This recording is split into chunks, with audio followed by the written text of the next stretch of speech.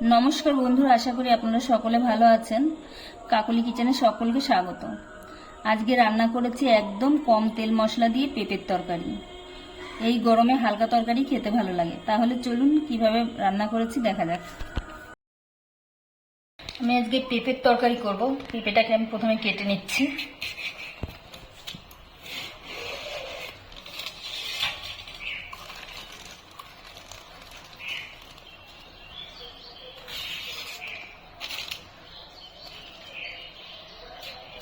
খোসাটা ভালো করে ছাড়াতে হবে, সবুজ সবুজ যেন না থাকে, তাহলে তিতো লাগবে।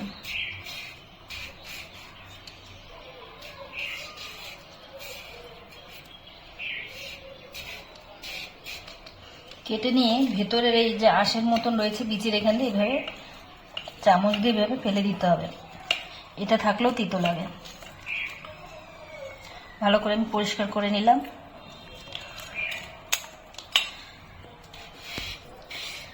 এখন আমি এইভাবে ডুমো ডুমো করে কেটে নেব।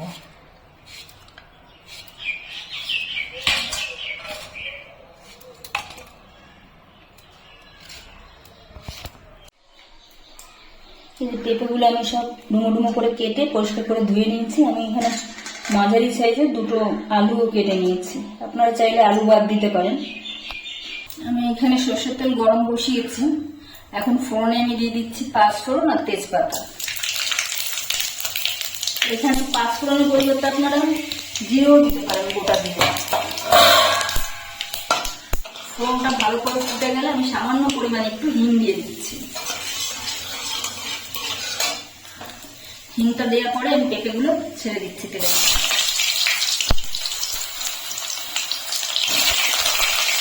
পেঁপেগুলো একটু নেড়ে নেব।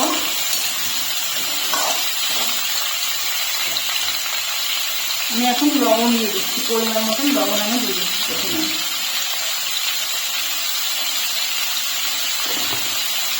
এখন আমি পেঁপেগুলোকে একটু ভেজে নেব।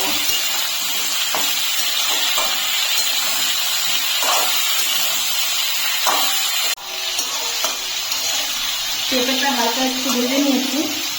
এখন আমি এখানে দিয়ে দিচ্ছি এই মুগ ডাল। এক মুঠো মুগ ডাল আমি ভালো করে ধুয়ে রেখেছিলাম, সেটাই পেঁপের মধ্যে দিয়ে দিচ্ছি। মুগ ডালটাও পেঁপের সঙ্গে ভেজে নেব।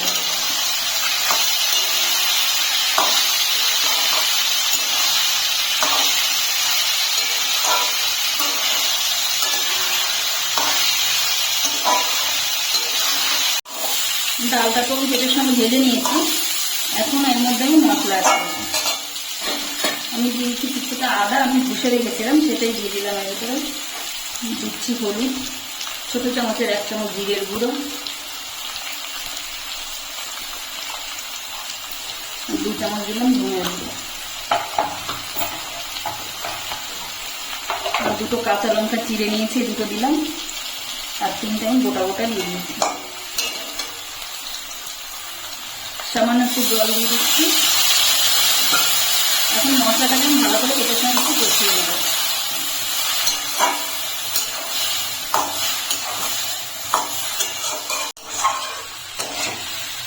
মশলাটা আমার ভালো করে কষানো হয়ে গেছে। এখন আমি জল দিয়ে দিচ্ছি।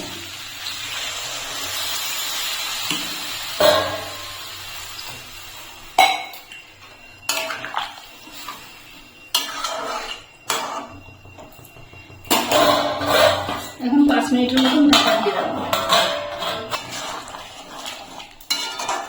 তরকারি যেমন হয়ে এসছে, পেঁপে আলু সব সেদ্ধ হয়ে গেছে, ডালটা সেদ্ধ হয়ে গেছে, কিন্তু একদম গলে ঘ্যাট হবে না, এরকমই থাকবে। গলে গেছে কিন্তু গোটা গোটা থাকবে। এখন আমি মিষ্টির জন্য একটু বাতাসা দিয়ে দিচ্ছি। আপনারা চাইলে এখানে চিনি ব্যবহার করতে পারেন, আর যদি মিষ্টি পছন্দ না করেন তাহলে বাদ দিয়ে দেবেন মিষ্টিটা। শেষে আমি একটু ধনেপাতা দিয়ে দিচ্ছি। আপনারা চাইলে এখানে ঘি গরম মশলা দিতে পারেন, কিন্তু গরমের দিনে আমি ঘি গরম মশলা দিলাম না, হালকা পাতলাই রাখবো।